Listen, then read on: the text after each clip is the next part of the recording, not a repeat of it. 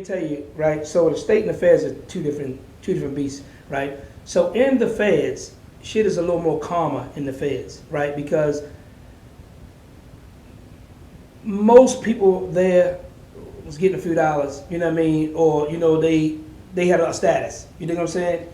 In the state, you got a bunch of bullshit guys in the state, you know, but don't get up. You got some guys in the state that was doing that shit too, it just never went federal, right? And you got some jokers that just go hard. The state joints are more aggressive, you know what I mean? Because you more neighborhood sound, you know what I'm saying? You know, East and West Baltimore ain't never like each other in the beginning. You just always find some West Baltimore niggas that was getting a few dollars that's cool with East Baltimore niggas, so y'all keep a lot of the shit down. But for the most part, East and West wasn't really tight like that. I built a lot of relationships from hooping, so you know, a lot of guys from East and the West, and so the state shit wasn't really difficult for me, but you get more stabbings, and you get more fuckers busting niggas in the head, and you get different more getting robbed, different more aggressive shit. In the feds, dudes act a little more different in the feds, unless you go into the penitentiaries, where this is where motherfuckers gonna be for the rest of their lives, you know what I mean? So, you know, they got their little things going on, you know, they got the little gambling shit going on, you know, everything is a little bit more aggressive, but at the same time, it's more respectful, you know what I mean? Because you got Aryan Brotherhoods, you got your Latin Kings, you got the Mexican Mafia, Texas Syndicate, your Jewish Mafia, Bacon Mafia, then you got, you know, you just got everybody got their own little crew, and shit is respectable, you know what I mean? If somebody have an issue, you can always best believe it's somebody that want to talk it out first, because shit can be a bloodbath, you know what I mean? And once it get to that point, just go. But other than that, Joe was more respectful because people are acting like they know because they had a few dollars at one point. You get some guys that wasn't really doing nothing and got caught up on some conspiracies and shit like that, and they stood up and they went in, but they just wasn't doing as good as other people, so it's a little more of a struggle because they ain't got nobody out there that's still doing all right. Absolutely. One thing about me is I still had great family ties. I didn't burn no bridges, you know what I mean? I'm getting mail every day. I'm going to commissary every week, you know what I mean? And then again, I have great adaptation skills. So what's the best jobs in the jail? Oh, Unicor? Man, I'm getting a Unicor because I want to still do my own way as much as I can. My partner got killed in like 1999, so I had been in the feds for going on 2 years, 2.5 years before he wound up getting killed. The same guy who I told you who, you know, got me back out there. Yeah. You know what I mean? So, but before he got killed, he was still paying for my appeals. But I had already knew that I wasn't getting down no more. So one of the biggest dilemmas I had was, man, I tell Slim, man, well, if I win this shit, I ain't getting down no more. But I just knew because I was into the church for everything, and I just trusted in the power and the spirit of the Lord that, like, he's going to receive my spirit. If I come to him and like, yo, boy, man, hey, man, listen, man, I appreciate everything you did for me, man, but my heart just ain't in it no more. You know what I mean? I can't do it. I believe in everything in me that he would have accepted that because it stemmed more of our friendship and love as opposed to just being guys who out in the street, you know, getting a few dollars. Let me tell you something. To me, I've been in some joints where you thought the shit was a fucking movie. You watch Goodfellas and you watch all the mafia movies and all that Italian shit. You literally got motherfuckers in there taking up the older guys that made men's trays and shit and bring them their trays. I mean, this shit was for real. I mean, I was in there with a whole bunch of made guys, man. You know what I mean? Some of them guys that was affiliated with John Gotti and shit like that. But I was in Loretto, Pennsylvania with Blow, George John. Yeah, he was up Devon's. Listen. What y'all was up Devon's with him? No, we was in Devon's together. Yeah. He was at the jail in Devon's. Yeah, let me tell you something. That's crazy. Let me tell you something. That's crazy. He was a fucking, you wouldn't think he was in there getting all this money. When I was with him in Loretto, this motherfucker was he was like a hippie. He was like literally like a hippie. They wasn't even supposed, they wasn't even letting people smoke in the joints no more. Man, he had the motherfucking guys in there bringing them cigarettes all in his room and everything. Dude, he hardly ever came out. And when he did come out, you know, motherfuckers was all around him and all that shit. But he like straight motherfucking hippie. You know what I mean? You had motherfuckers in there run Fortune 500 companies. You know what I mean? I mean, doing it, man. Niggas you see in magazines and all kinds of shit. You know what I mean? But don't get the medium highs fucked up, man. Because some of the medium highs, like, you really had people that had status out there. You know what I mean, in the streets, man, in their various states or whatever. And these dudes, man, was like very respectful until shit went left. And them Mexican mafia guys, them little Spanish. If you ever beefing with any of them, you better them up right there. Because if not, that shit is like clicking on the lights and roaches running everywhere. They come out of everywhere. You go back and tell the whole and go hard. Yeah, they go hard. So you got to run them up quick, man. But I just wasn't the type that had any problems with anybody because I hooped. I'm telling you. Quick story, facts, you can check it. These niggas dropped notes on me. I was so bad when I was in Cumberland. Jokes was gambling on the games. Instead of betting with me, they went bet with their homeboys. So what they do is they drop a note and say that I owe out a whole bunch of money on the compound. So back in the day, they used to have a tough man act. So if somebody drop a note on you, they'll come lock you up, but you get to sign and say, look, I understand that, you know what I mean, I'm signing this waiver that I don't fear for my life, I'm going back out there. You can get back out. Chicks got killed like that, you know what I mean, because they was honoring that shit. That was old school. Nowadays, when somebody drop a note on you, they have to put you on protective custody just to investigate a little bit, right? So while I was in about 7 days, I'm trying to figure out what's going on. They come get me in the middle of the night, you know what I mean? Take me over to the old, I'm like, what's going on? So they put you in PC or they put you in admin seg? They admin seg. They put me in admin seg, right? Okay. So he like, I'm like trying to figure out what's going on. My girl was coming up, you know, every day to see me. She like, did anybody come talk to you yet or whatever? I'm like, nah, nobody come say shit to me. So she on the phone, whatever, for, you know, 2 weeks then gone by. But every day I'm finding out that all my Christian brothers, I don't care what language they speak, they become, no, my brother, he good guy. He shoot 3-pointer, he play ball. You know what I mean? So now they kind of like freaking like, too many people coming like, this shit can't be true. You know what I mean? So then in the midst of that investigation, they drop another one out. If he play another game, we gonna kill him. You know what I mean? So I wound up spending 22 days in the hole, yo. 22 days. The day that I come out, my team had one game to make it to the second round of the playoffs, right, to the championship game. I come out that, yo, first night out, straight spaghetti joints. Give them 40. 40 the first night, right? We go to the championship, right? Check us out. The next day, the first game of the championship, 30. We lose, but guess what? Motherfuckers dropped another note on me and said that they gonna kill me. I owe out a whole bunch of money on the compound. I don't drink, I don't smoke, I don't gamble, none of that shit. In the joint. So is this the spec? So it was just formalities again. So here they come again, in the middle of the night, hitting my doors. Now I can't even rest no more. I went to hole again for probably like 2 days. My guys lost the championship and all that shit, but it was all about the gambling. All about the gambling. Cowards couldn't, you know, come and either bet with me or face it, you know what I mean? Yeah, that's what it was, man. So when I got out, it was probably like maybe 2 months after that. I went from Lewisburg to Cumberland, Maryland. I stayed in Cumberland, Maryland from 1997 to 2000, right? 2000, I left Cumberland and I went to Loretto, Pennsylvania. I went straight over there. They had a varsity team over there. You know what I mean? They had guys coming in from the street, my kind of shit. You know what I mean? Because now it gives you an opportunity to see where you at with guys out in the street. You know what I mean? Same results. Busting them niggas' ass, busting niggas' ass, busting niggas' ass. You know, and over in Loretto, everything was in-house, meaning like the gym was inside of the building. The commissary was inside of the building. The only thing you went outside for is to go to the track and the weight pile. But everything else was inside. Cafeteria, commissary, barbershop, everything was inside. So, man, coach let me keep the ball in my room and all that shit. So I'm going around the gym on different hours or whatever. He hitting the gym, let me go in, just getting up shots. I'm in another whole world, man. It's like I'm in a fucking college campus now. Because all I'm doing is hooping, champ. And going on visit and working in Unicor. That's it. Well, it's so crazy because of how fluently you're talking about it. It's like you were almost comfortable. Yeah, I mean, that's how it get because, you know, you always, because I'm from the street, you always got your antennas up. Yeah. But you also understand is that I'm not in nobody's way. Yeah. I ain't mean mugging nobody. I ain't telling nigga, I ain't ganged up and on that dumbass shit. You know what I mean? I'm a man. I'm going to stand on my own. And I had, in Loretto, I had some homeboys that probably might have been maybe about 12 of us from Baltimore. And maybe out of the 12, might have been 4 guys that was really doing themselves something. You know what I mean? So I didn't go through the same shit I went through when I was in Cumberland. When I was in Cumberland, you had a bunch of guys up there, like I said, maybe caught up on conspiracies and shit like that. So I'm in one unit, they down in another unit, stealing niggas' tennis shoes and disrespecting older guys and all that shit. Then I hear through the wind, yeah, yo, niggas talking about really hit one of your homeboys up down there, whatever. So it ain't my place, and I ain't no gorilla, but everybody respects me. So when I come down, I can say like, yo, let me holler at you. Yo, get them shoes, yo. Yeah. We ain't even going through all that shit, yo. Get them shoes, cause this shit can really be more than something else.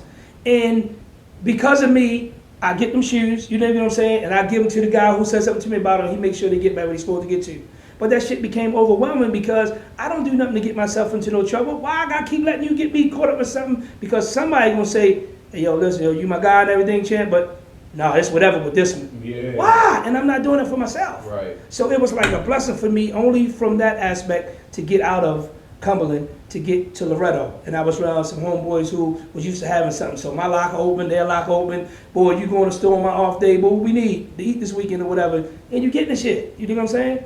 And went there and I hooped. I stayed there from like 2000 to maybe 2000, end of 2001. So I stayed there like a good 2 years, right? The beginning of 2000 to the end of 2001. And my security level dropped, right?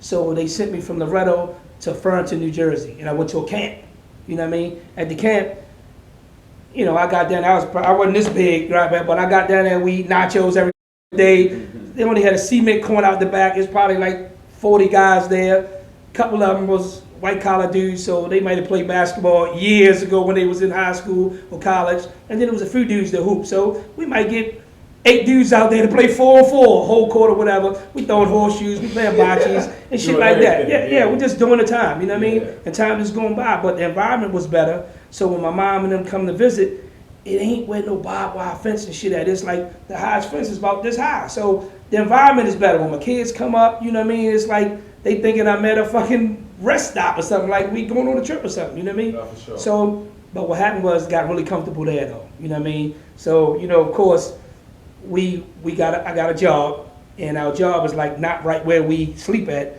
It's like down the road some. So we driving golf carts, we drive backhoes, we doing all kinds of shit all throughout the camp, you know what I mean? And so we always get the routes of where you can get about that. You know what I mean? You're at the camp, security level is low, right? No, it's community custody. So they was taking us out. I was going out and speaking to the community. Pretty much somebody pretty much got to say something about what you're doing in order for you to get no question. But what happens is, okay. So we had even set up a little way where we organized, like black guys, boy, look, we going out tonight.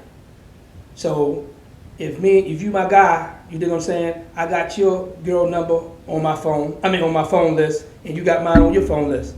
They coming up together. So the first night, boy, you sliding out, going to the hotel. You know what I mean? I'm looking out, making sure you get back or whatever.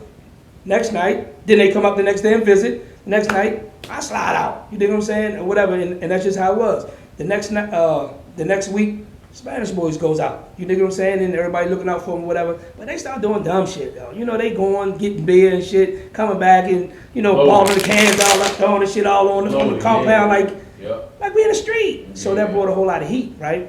So what happened was, I used to communicate with a lot of guys that was in the joint with me, right? So what I would do is, and you know you're not supposed to communicate with guys that's locked up with you. So what I would do is I write a letter, right?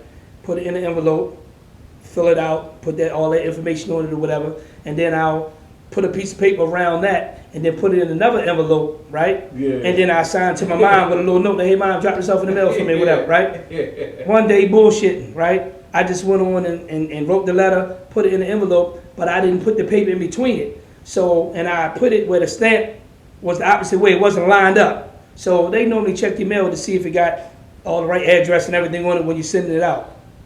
Motherfucker look and see that it was a little thick, and they can look and see that it was another letter inside the letter. So they opened my shit up, right? And they seen that I was corresponding with another inmate, right? So check this out. Next morning, we get up, I'm at Unicorn. How about 2 old ass lieutenants come down there, getting me, you know what I mean, talking big shit to me. I could beat both of y'all, you know what I mean, together. In Jersey. No question. I was in New Jersey, right? So they cuffed me up and they got me in the back of the car and taking me over behind the fence, over in Ferguson, over on the medium high side, right? Right. So, but the whole time I'm like tripping, like, yeah, we know your kind. Yeah, you shouldn't be here anyway because I had so much time, I shouldn't have been at that security level, but I had the points to be there. So it was like really taking a gamble, you know what I mean? Plus my jacket was clean and everything like that, so they went on and did it. But they looking for anything to try to tighten up the camp, right? Yeah. So these motherfuckers like, yeah, we got you on camera. We seen you think you slick, you be leaving out, you know what I mean? And then I got a few little tattoos and shit or whatever, like, yeah, what you in the gang, you this, you that. Like, man, I don't know what the fuck y'all talking about. If you got me on camera, show me you got me on camera, whatever. But the whole time they got me thinking that they know something, right? Man, I get over to the spot. They got me taking my clothes and shit all off, and they checking, looking at this and looking at that, talking big shit to me, right? Finally, put my jumpsuit on, get in the cell. They come with my write-up.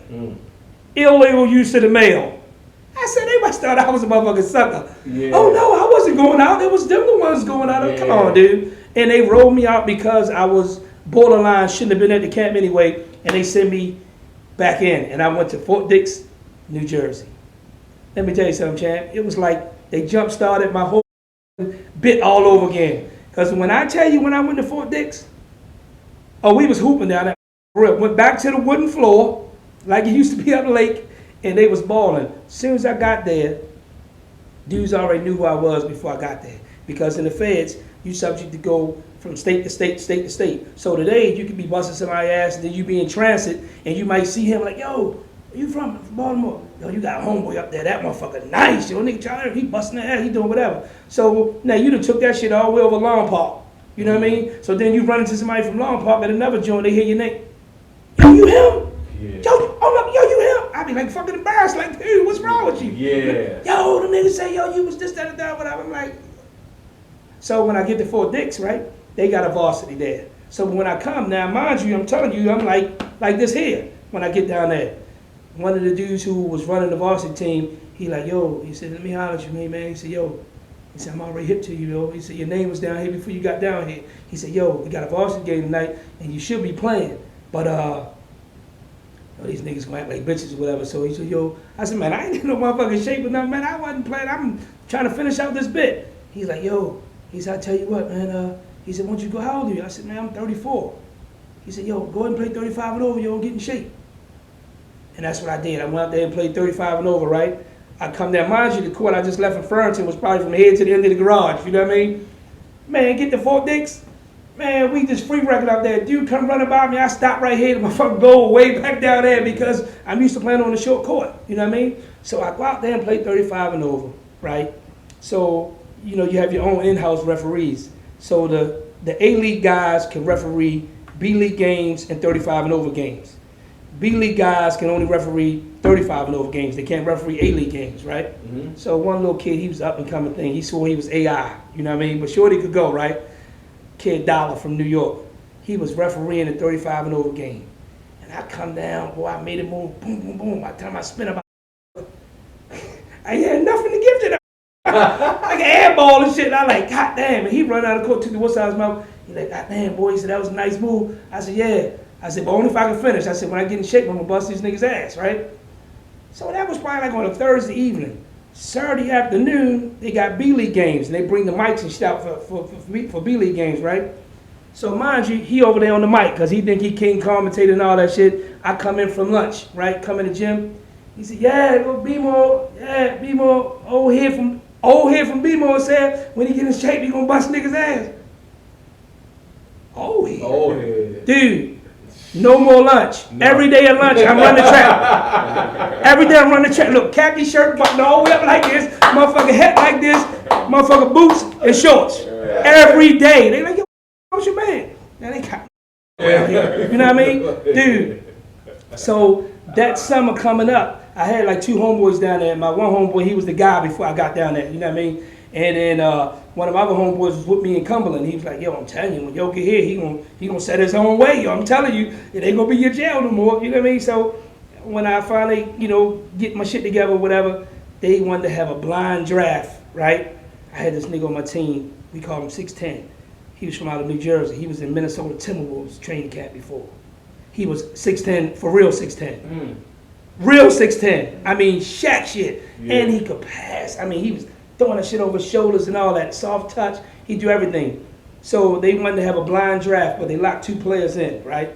They locked me and Big Fella in, right? And then they locked everybody else in, and then they told us we gonna pick from there. So I told him this, because I'm in shape now, and I got Big Fella with me. I said, this is what we're gonna do. Let me get my homeboy, not the one who was nice, but my other homeboy, he hustled, played good deep. I said, let me get him. And I said, never do play B-League. I said, let me get him, Big about 300, about 200 pounds from DC. I said, give me him, and then I take another mediocre A-League player. Man, this is the first time a franchise team, because we was a franchise team, we went undefeated. You think I'm saying? I led the league in scoring, and they played me in boxing one damn near every motherfucking game, and I still averaged 35 down that motherfucker. And then that's what I was doing on the off season, going up the gym every Saturday and Sunday morning. Had dudes out there that I was working out. Dude, I could tell you how to get yourself better or whatever. Like, you can't fuck with me. Right. I ain't gonna tell you nothing that's gonna make you stop me. I just want you to get better because I was doing my time, right? And I remember my 5-star concept. And we were just in the right place at the right time. I had big fella that was working with the big guys. I had my buddy Mooney, he could dribble real good. I had this other dude from Virginia, like 6'4", 6'5", long as shit, but he run the 1, 2, and the 3. He worked on different. We had like a camp up there, and we had different stations that they was going through. We had the big league guys coming playing, and we all picked little teams or whatever. I mean, it was like really structured and organized, man. The motherfucker, the administration was so grateful that I had did that, and it was like really giving things structure. Man, they were doing little interviews with me and shit. They had pictures and shit all up on me on the wall. These motherfuckers gave me a plaque when I left there. Jersey. And when I get home, I'm gonna send you a picture of it just so I'm giving you all facts. You know what I'm saying? Yeah. These motherfuckers gave me a plaque because of the shit that I was doing up there. Getting up early in the morning, working guys out, and just how I was busting ass. One summer, I won 35 and over championship. I won the A-League championship. I won the Martin Luther King tournament. I won the 4th of July tournament, and I won the Labor Day tournament. I coached the Labor Day tournament for my B-League guys. They let us get a Baltimore team for the 4th of July tournament. Won all that shit. These niggas like, yo, fuck, you gonna let somebody else win? Like, dude, I don't know nothing about else to win. My B-League guys, at the end of each game, we over in the corner, yo. You really think I'm here in the fucking streets or where? We meeting over in the corner. And I'm telling them, good win, ugly win, let's clap it up for you or whatever. It was so much structure, so much discipline. Motherfuckers was coming up to me, yo, I want to play on your team next season or whatever. I ain't look at it no different than ever what I knew. I can only teach what I know, you know what I mean? And shit was just so structured inside the joint, man. When I left to pack out, so you pack out on a Friday and you turn in all your shit. So you might just keep a pair of sweats, you know how it is, keep a pair of sweats, pair of sneakers, you know what I mean? All your other shit gone. So we got a game that Friday, that Thursday, we lost, right? We lost an A-League game. Oh, they talk big shit to me. Yeah, boy, go ahead and take that shit up, Fort Devens, chew on that L while you gone or whatever like that. So the guy who worked in the rec, this motherfucker, they called me Charlie Berserk, right? He said, Berserk, check this out. Don't worry about nothing. I got you. Oh, this nigga, facts. This nigga made up a flyer and had that shit around the whole institution. Come out and witness the last few games of the greatest guard to ever come through the war zone. Facts. These niggas was like. And this before you went to Massachusetts? This I had already packed out to go to Massachusetts. Okay, it was my last weekend there. I got you. Dude, when I tell you these niggas like, man, I ain't never did this shit for nobody. Yo, this some bullshit or whatever. Dude, that same team we lost to, I played against them Friday night, played against the other team Saturday, and by that time, I probably had like 97 points in 2 games. You know what I'm saying? When I tell you they brought the music out, they had brought the camera out, they were snapping the picture every time I fucking moved, man. They presented me with the plaque at halftime and all that shit. These niggas could not believe it. You know what I mean? And I'm still just like, I ain't tripping. Like, this is what I'm used to. You know what I mean? I come from this type of program. This is what my hand called for, and this is what it was. You know what I mean? Sure. And then that weekend, they sent me on up top. That's when me and my man's story began. You know what I'm saying?